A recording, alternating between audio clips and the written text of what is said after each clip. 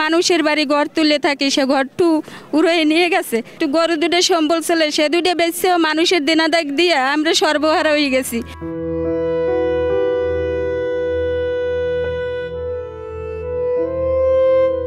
বাচ্চা কাছে নিয়ে মায়ের মানুষের বাড়ি ঘর তুলে থাকি, সে ঘরটু উড়িয়ে নিয়ে গেছে।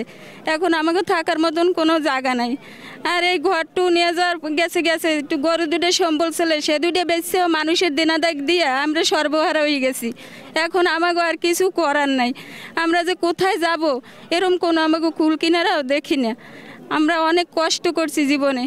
এই আমার স্বামী রোজগার থুয়েও গরুর যত্ন করছে, আমি মানুষের বাড়ি ডেলি কাজ থুয়ে ওই গরুর যত্ন করছি।